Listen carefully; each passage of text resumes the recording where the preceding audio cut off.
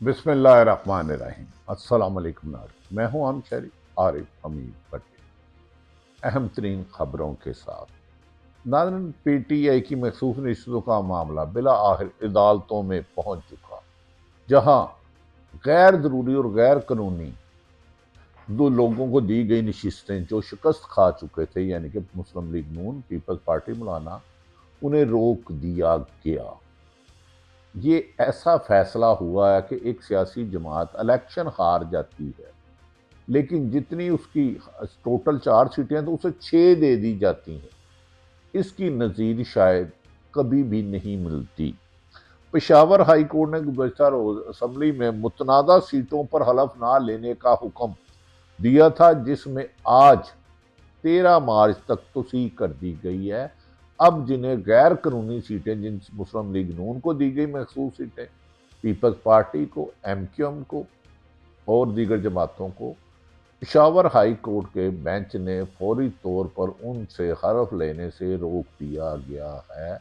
अगर जालसाजी से ये गलत तरीके से सीटें दी जाती हैं तो हुकूमती इत्तेहाद जो 11-12 जमातों में हैं, उनकी सीटें 200 से ज़्यादा बढ़ सकती थी, जिस पर बैरिस्टर बाबर अवान ने कहा है कि ये गैर कानूनी काम हम नहीं होने देंगे। जो पहले ही 45 फॉर्म पर हारे थे, 47 के तहत उन्हें दे दिया गया। उन्हें खुदा से डरना चाहिए और ओथ नहीं लेना चाहिए। उन्होंने पहले ही गैर कानूनी काम किया है। ये हुकूमत चोरी के मैंडेट से बनी हुई है, तो चोरी के मैंडेट से बनी हुई हुकूमत बाबर अवान ने कहा हम नहीं चलने देंगे। हमें यकीन है कि अदालतों से इंसाफ मिलेगा। हमारे लोग रात को अवाम ने वोट दिया, कामयाब हुए। सुबह फॉर्म 47 जालसाजी से तैयार किया गया और हुकूमत के लिए और इलेक्शन कमीशन के लिए बदनामी का बायस बन गया कि जो इलेक्शन कमीशन ने फॉर्म 45 अपनी वेबसाइट पर उसे उतारने पड़े, जिसमें 200 को 2000 बनाया गया या 900 बनाया गया। इस किस्म की सैकड़ों निशान जालसाजियों की निशानदेही पूरा मीडिया और सियासतदान पीटीआई के लीडरान कर रहे हैं। पेशावर हाई कोर्ट के 5 रुकनी लार्जर बेंच ने इस केस की समाअत की है। पीटीआई की असम्बलियों में पार्लियामानी ग्रुप सुन्नी इत्तेहाद कौंसल ने पंजाब भर में मखसूस रिश्तों का मामला लाहौर हाई कोर्ट में भी चैलेंज कर दिया गया है। तवक्को ये की जा रही है आइन और कानून के मुताबिक जो सीटें जमातों की नहीं हैं, जहां मुस्लिम पीटीआई के लोग हमायत याफ्ता सुन्नी इत्तेहाद कौंसिल के जीते, उन्हीं को आइन और कानून के मुताबिक देने का इलेक्शन कमीशन पाबंद है। तो तवक्को की जा रही है इसमें भी पीटीआई को रिलीफ मिलेगा और उनकी नशिस्तें कमोबेश 40 के करीब और बढ़ जाएंगी पाकिस्तान में। अब इन नशिस्तों पर किए गए बगैर ही नामुकम्मल ऐवान में सदारती इंतखाब भी मशकूक हो जाएगा। अगर ये नशिस्तें मुकम्मल नहीं होती और ऐवान मुकम्मल नहीं होता, तो आइनी और कानूनी तौर पर जब तक मखसूस सीटें और अकलीती सीटों का फैसला नहीं होता, उस वक्त तक सदर का ऐवान नहीं होता। लेकिन हुकूमत बाजिद है कि वो 9 तारीख को सदर का इंतखाब करेगी, जिस सिलसिले में पाकिस्तान पीपल्स पार्टी, बिलावल भुट्टो जरदारी और आसफ अली जरदारी कल इशाया दे रहे हैं उस कामयाबी का जो आइनी और कानूनी तौर पर नहीं बनती। असूली तौर पर तो इन महसूस रिश्तों को अलाट किए बगैर स्पीकर और वजीर आजम का इलेक्शन भी नहीं होना चाहिए था। कानूनी माहरीन तो ये कहते हैं, लेकिन इस कानून को और आइन की धजकियां उड़ाना मौजूदा हुक्मरानों ने मामूल बना लिया। चाहे वो पीडीएम में थे, तब भी वो आइन और कानून को नज़रअंदाज करते थे, अदालती फैसलों को नज़रअंदाज करते थे, और अभी ये सिलसिला जारी है। इलेक्शन में हिस्सा होना ही नहीं चाहिए था स्पीकर कौमी असम्बली का, क्योंकि टेक्निकली अभी तक ऐवान नामुकम्मल है। अवाम उस वक्त तक मुकम्मल होता है जब कौमी और सूबाई के इलेक्शन हो, महसूस सीटें हों आइन के मुताबिक, और उन्हें उस जमात के तनासुब से जिससे जीती है उनको दे दी जाए, और पीटीआई के हमायत याफ्ता सुन्नी इत्तेहाद को उसको सीटें ना दे के ऐवान नामुकम्मल है। ऐसे में किए गए इंतखाबात पर सवालात उठते थे, उठते रहेंगे, और ये जमहूरियत के लिए सख्त नुकसानदेह है। आज पीटीआई को कॉर्नर करने के लिए इंतकामी कार्रवाइयाँ की जा रही हैं, और अगर ये रवायात रही तो कल को नून लीग और पीपल्स पार्टी को भी इसका सामना करना पड़ेगा, जो खुद माजी में एक दूसरे पर धांधली का इल्ज़ाम लगाते रहे। सदर मुमलिकत ने इस मामले में अपनी राय भी निगरान हुकूमत तक पहुंचाई थी, लेकिन सदर मुमलिकत के ओहदे को कभी अहमियत ही नहीं दी गई, जो चीफ कमांडर हैं चारों फोर्सों के। लेकिन जहां नवे रोज में इलेक्शन ना करा के आइन की बेतुकीरी की गई हो, आइन तोड़ा गया हो, आर्टिकल 6 के मुतबक हो चुकी हो हुकूमत, वहां रवायात क्या कदरें भी जाती रहती हैं। आइन और कानून तो बहुत दूर की बात है, वहां जिद और अना से फैसले किए जाएं तो वहां आइन की हुक्मरानी का दावा करना आइन के मजाक उड़ाने के मुतरादिफ होता है।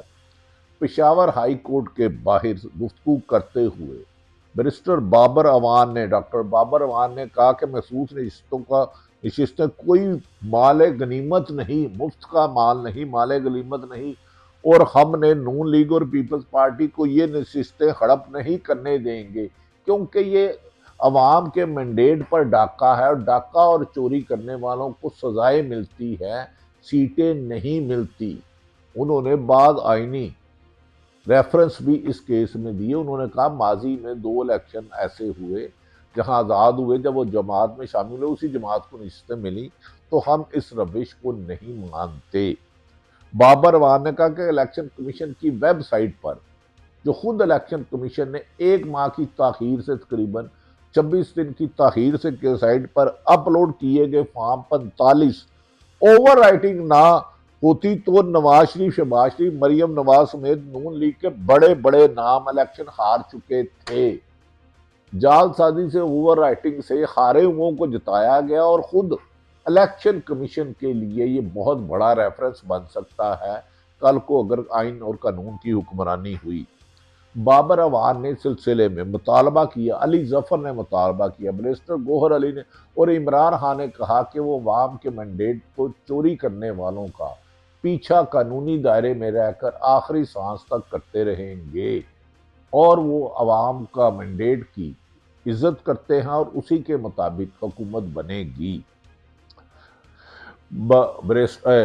बानी पीटीआई बाबर अवान और दीगर माहिरीन ने कहा 45 फॉर्म 45 में मुबैना तब्दीलियों पर जुडिशल कमीशन बनाया जाए और फौरी तौर पर जालसाजी करने वालों को गिरफ्तार करके, और जो जिन्हें जाली तरीके से जताया गया उनके, और जो असल जीते हुए उनके नोटिफिकेशन जारी किए जाए। यही आइन का तकाजा है। इंतखाबात में धांधली का रोना तो नून लीग का के अहम रहनुमा जवेद लतीफ भी रोते हैं, और कई मुस्लिम लीग नून के लीडरान कह चुके हैं कि हम हार गए थे, हमें टेलीफोन आया, जता देते हैं, इतने मुबैना पैसे दो, यहाँ इल्जामात लगाया। तो ये तो नून लीग के अंदर से धांधली के, हारे हुए को जतानों की गवाही आ गई है। तो अब इस केस का चलना तो मुश्किल ही है। अगर आइन और कानून के मुताबिक ये तो 3 दिन 72 घंटे में फैसला हो सकता है। जवेद लतीफ भी रो रहे हैं, और उन्होंने भी इंतहाबी धांधली पर कमीशन बनाने का मुतालबा किया। ये नून लीग और मरियम नवाज साहबा के नहायत करीब और नवाज शरीफ हल्के के बहुत ही करीब रहे हैं। मामले की शफाफ तहकीकात कराए बगैर आगे बढ़ना जमहूरियत के लिए नुकसानदेह होगा, और मुल्क में सियासी अदम इस्तेकाम में कशीदगी का बायस भी बनेगा। अगर मुस्तकबिल में इस तरह के तनाज़ात से बचना है और धांधली से बचना है और अवाम के मैंडेट का एहतराम करना है, तो इस मामले की शफाफ तहकीकात कराए बगैर आगे नहीं बढ़ा जा सकता, और जालसाजी करने वालों को सजा देना आइन और कानून का तकाजा है। जिस मुल्क में आइन और कानून नहीं होते, वहाँ माफिया और ग्रोह मुल्क चलाते हैं, और वहाँ लोग अदम तहफ़्फ़ुज़ का शिकार हो जाते हैं। लिहाजा आइन की पासदारी, मौजूदा जो जालसाजी से मैंडेट चोरी से हुकूमत आई है, उसको करना होगा। पीटीआई ने ये बरमला इजहार किया है। दूसरी जानिब वज़ीर आला पंजाब मरियम नवाज ने अपनी कारकर्दगी की धाक बढ़ाने के लिए सोशल मीडिया पर जरूरत से ज्यादा सरगर्म दिखाई देती है, और इसके लिए बड़ा फंड रखा गया है। अगर वो अच्छे काम करती हैं तो मरियम नवाज हमें भी तारीफ करनी चाहिए, लेकिन मामले साफ शफाफ तरीके से चलाए जाएं। एक तो उनकी अपनी सीट, कही जाता है पीटीआई हारी हुई है, उसकी भी तहकीक होनी चाहिए। नादरीन, इस सिलसिले में एक सीनियर सहाबी सदीक जान ने इस पर तबसरा करते हुए लिखा है कि पंजाब हुकूमत इस तरह चल रही है जैसे तीन सहेलियों ने मिलकर टिक टॉक पर अकाउंट बना लिया हो। सियासतदान अवामी खिदमत से हीरो बनते हैं, मीडिया पर मनपसंद खबरें चलवा कर या सोशल मीडिया से प्रोपोगंडा करके। ये जमहूरियत की खिदमत नहीं, जमहूरियत की नफी है। 5 दिन हो गए हैं लेकिन पंजाब हुकूमत ने रमजान प्रोग्राम से आगे नहीं बढ़ रही। वो रोजाना की एक ही बात को दोबारा दोहराया जा रहा। लग रहा है कि मौजूदा नई हुकूमत के पास विजन और तजर्बे की कमी है। वो डिसीजन मेकर नहीं है और उन्हें कुछ चाबी से चलाना चाह रहा है। पीछे बैठे नवाज शरीफ, जो इस वक्त पंजाब में कोई ओहदा नहीं रखते, वो अक्सर मीटिंगें चेयर करते हुए दिखाई देते हैं। गरीब अफराद की इमदाद के नाम पर जो थैले, आटे के थैले तैयार कराए गए हैं, जो अवाम के पैसों से हैं, आपके पैसों से हैं, इन पर नवाज शरीफ की तस्वीर छाया की गई है। कितने अफसोसनाक बात है कि एक शख्स सरकारी माल से, गरीबों के, यतीमों के, ज़कात के माल से अपनी शोहरत बना करता है। आगे लोगों ने वोट की पर्ची ना देके इमरान को घरों से निकाला और अब गरीब आदमी की मजबूरत और ज़रूरत खरीदने के लिए आटे पर उनकी तस्वीर लगा रही है। क्या ये हुकूमत यहाँ तो तस्वीरें लगानी है, मुस्लिम लीग नून अपने पास से, शरीफ खानदान अपने पास से आटा बांटे तो यकीनन पूरे खानदान की तस्वीरें लगाए। माले मुफ्त दिले बेरहम ना करें, ये मुल्क के लिए बेहतर नहीं होगा। क्योंकि ज़कात पर गरीब आदमी को एक हाथ से दो तो दूसरे को नहीं पता चलना चाहिए। नवाज शरीफ की तस्वीर का जवाब इस पे नहीं है, लेकिन ये फैसला मरीम नवाज साहबा करेंगी। जहां जहां इंतजामिया ये राशन के थैले बांट रही है, वहां पहले तस्वीरें बनाई जाती हैं और तस्वीरें बनाने का खर्चा भी हुकूमत पाकिस्तान बर्दाश्त कर रही है। गरीब आदमी पर बोझ पड़ रहा है और राशन का थैला बाद में दिया जाता है। भाई, आटा गरीब आदमी की भूख बुलाता है, तस्वीर से उसका वोट बैंक नहीं बढ़ेगा। क्या तस्वीर से गैस महंगी हो जाएगी? यहाँ तो अपने जाती अकाउंट से शरीफ फैमिली उन घरों का बिजली का बिल दे दे, पानी का बिल दे दे, तो चलो तस्वीरें भी भेज दे। गरीब का तो भला हो, गरीब का भला नहीं करना, लेकिन सरकारी माल पर अपनी पब्लिसिटी करनी है, ये एक नामुनासिब तरीका कहा जा रहा है। यूं लगता है कि आटे के 10 किलो थैलों में इतनी बरकत है कि इसके बाद मुस्तहिक अफराद को जिंदगी भर आटे की जरूरत नहीं पड़ेगी। लेकिन आटे का 10 किलो तो शायद 2 दिन चल जाए, लेकिन तस्वीर का वो क्या करेंगे? उनको भी बिजली और गैस शरीफ फैमिली से दे, अरबपति आदमी है, इन्हें तो कोई फर्क ही नहीं पड़ता। वैसे भी अल्लाह के नाम पे देने वालों को अल्लाह 70 गुना ज्यादा इजाफा दे देता है। सिंध हुकूमत ने भी रमजान पैकेज के नाम पर मुस्तहिक अफराद को 5,000 रुपये फी खानदान देने का ऐलान किया है। क्या हमारे हुक्मरानों को इतना भी मालूम नहीं है कि आटे, घी और दाल का भाव क्या है? 5,000 से एक खानदान रमजान का राशन क्या खरीद सकता है? अब तो 3 वक्त का खाना नहीं आता। खुदारा लोगों की मजबूरियों, बेबसियों का मजाक ना उड़ाओ। पॉलिसी ऐसे बनाओ, लोगों को रोजगार में इजाफा करो कि उनकी कुव्वत खरीद में इजाफा और वो इज्जत की, खुद मुख्तार की जिंदगी गुजरे। इस तरह के नुमाइशी इकदाम की हुकूमत अपनी कामयाबी तो बना सकती है, पब्लिसिटी के प्रोपेगेंडा तो कर सकती है, लेकिन अवाम की हमदर्दियां हासिल नहीं कर सकती। नाज़रीन, दूसरी तरफ यास्मीन राशिद साहबा जो 9 मई के केस में है, हमने पहले भी कहा 9 मई के केस को सजाए में, उन्होंने कहा कि मैं तो लोगों के रोकती रही कि सरकारी अमलाक को नुकसान नहीं पहुंचाना। मरियम नवाज ने कहा, डॉक्टर यास्मीन राशिद ने इल्ज़ाम लगाया कि मरियम नवाज साहबा तो पहले ही संग दिल है। उन्होंने कहा 20 माह से हम इंसाफ के तलबगार हैं, हमें इंसाफ नहीं मिल रहा। हम अदालतों से उम्मीद करते हैं कि हमें जिंदगी में ही इंसाफ दिया जाएगा। याद रखें कि वो कैंसर ज़्यादा खातून है, 72 साल उनकी उम्र है। हम ये नहीं कहते कि 9 मई या किसी भी सरकारी अमलाक को तोड़ने वाले या मुल्क को लूटने वालों को रियायत की जाए, लेकिन बेगुनाह शख्स को एक दिन भी अंदर रखना नाइंसाफी है और इससे मुल्क में नफरत बढ़ेगी।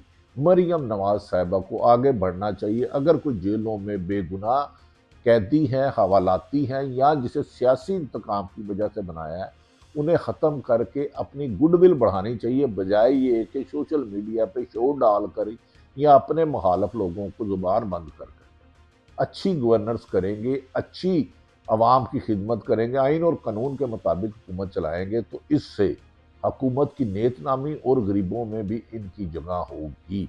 ना ये भी मीडिया पर खबर आई है कि अडयाला जेल के बाहर बहुत बड़े दहशतगर्द पकड़े गए हैं जिनकर आतशी खतरा है। जेल के इर्द गिर्द इतनी कर सख्ती है कि एक पेंसिल भी नहीं कोई लेके जा सकता। तो ये बड़ी अहम खबर है। अडयाला जेल के करीब खतरनाक दहशतगर्द कैसे गए, जो मीडिया में रिपोर्ट हुआ है। इतना असला कैसा था? क्या एक नई कोई साजिश की जा रही है? इस सिलसिले में हुकूमत को साफ शफाफ तहकीकात करनी चाहिए, क्योंकि अडयाला जेल में कैद इस वक्त 25 करोड़ आवाम की पसंदीदा लीडर तहरीके इंसाफ का बानी इमरान खान बंदा, उसकी जानो माल की हिफाजत करना से वो समेत हर आम शहरी की हिफाजत करना हुकूमत की बुनियादी जिम्मेदारी है। क्योंकि पहले जुल्फ़िकार अली भट्टो को गैर आइनी फांसी दी गई, फिर बेनज़ीर शहीद हुई, फिर इमरान खान को एक हफ्ते में 3 सजाएं दी गई। अब किसी लीडर का लूज करना, चाहे किसी भी सियासी का होगा, मुल्क मुकम्मल नहीं हो सकता। ये सारी वो सूरत हाल है जो आप तक रखेंगे। अल्लाह पाकिस्तान का हामी और नासिर हो। पाकिस्तान जिंदाबाद।